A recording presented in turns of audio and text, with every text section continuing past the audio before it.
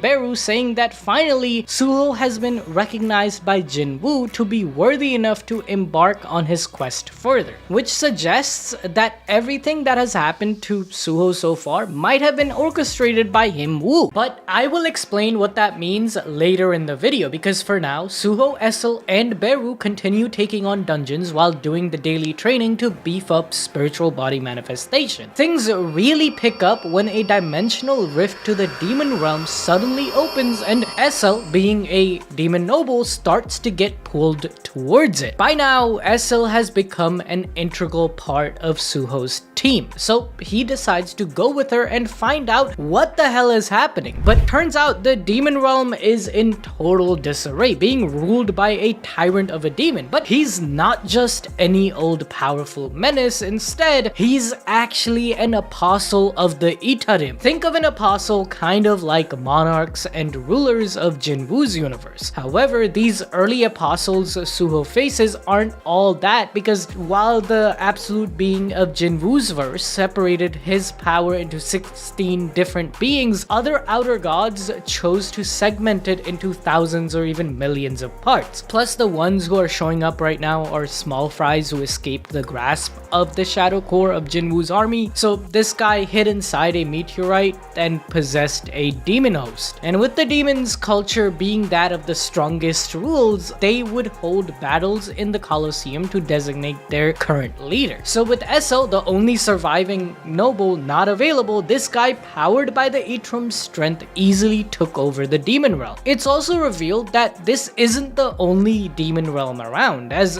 due to the Itarim war, their dimension has been fragmented all throughout outer space, with the apostles' goal being to enslave all of the demons to do their bidding. They basically want to transform the demon realm into a base of operations by feeding them cursed food and using them to mine hell iron, a rare mineral used to forge powerful weapons. Using these weapons, the mad tyrant apostle could then rule every demon dimension, taking a big chunk of territory from the Shadow Monarch Jinwoo. And this dude was a real tyrant, because the food was laced with light-blooded poison, which would temporarily grant strength to mine but slowly rotted the body from the inside. And then, when they would be at a state where they couldn't function at all, he would devour the demons, becoming stronger himself. The crueler part is that demons don't die the way other creatures do, as they were originally residents of the gap, which is beyond the realm of life and death. Only their physical body can be destroyed, but their soul starts to linger around and can reincarnate into another physical body, but they lose their old life's memories. However, with the apostles' blue flames, it even exterminates the soul of a demon. This fact infuriates Esil, especially after seeing the slavish conditions her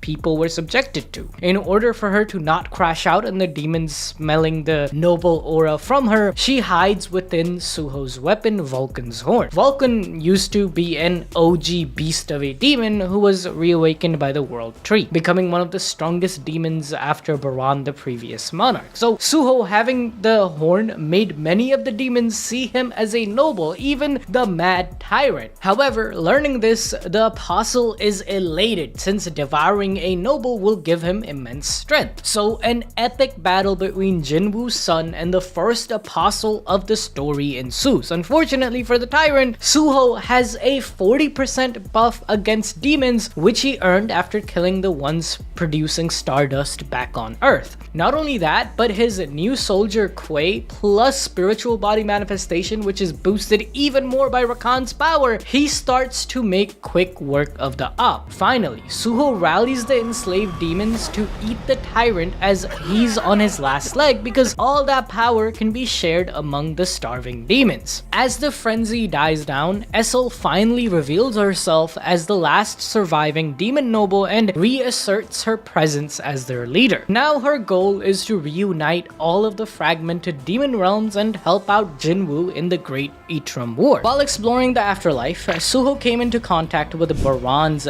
demons. This interaction somehow resonated with Baran's lingering consciousness, awakening him from dormancy. Basically, bro was so so angry he came back to life. As soon as Baran saw Suho, he was filled with hate because inside Suho, Antares and Ashbourne's energy was present and they are his biggest ops. In their fight, Suho was struggling like crazy because he couldn't even summon his shadow soldiers in the afterlife dimension, nor could he gain access to potions. In his desperation, Suho had to rely on the other monarchs who teamed up to lend him some power. However, when Baran activated Doppelganger, literally transforming and inheriting Suho's powers, it was kinda looking dicey, but Suho had a trump card. At that moment, a quest notification appeared instructing Suho to use the power of destruction to burn Baran's soul away. And I'm not gonna lie, a lot of stuff like this notification popping up, I feel like that's Jinwoo manipulating Suho's journey and making sure his kid is alive for the greater purpose. But being the third strongest monarch after Ashbourne and Antares, Baran wasn't going down that easily even after Suho using Breath of Destruction. But when Suho used his own Shadow Monarch abilities and extracted all the shadows of Baran's demons, seeing this, Baran screamed in agony, witnessing him being defeated by Ashbourne and Antares' powers once again. However, Baran's destruction laid the foundation for another monarch to be born, the demon monarch of gluttony, Esil. After Baran's defeat, Suho took the horn of Baran and handed it to Esil, declaring her the new demon king. The moment Esil accepted the horn, black energy surrounded her, initiating a deadly succession trial. This was Baran's final test. If Esil was unworthy, the horn would consume her soul instead. However, Suho forcibly pulled her back, saving her from destruction and allowing her to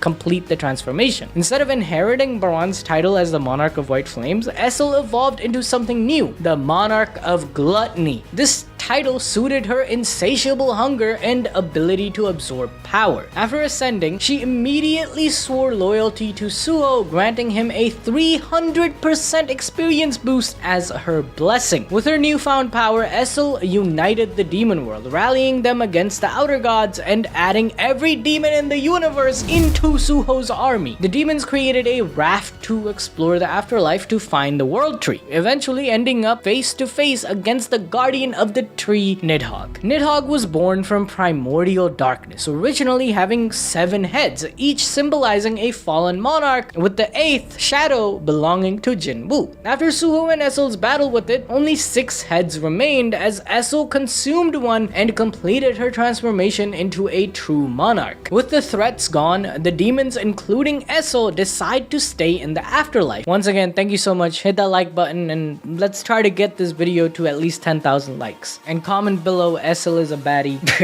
to prove you made it till the end. Thank you once again.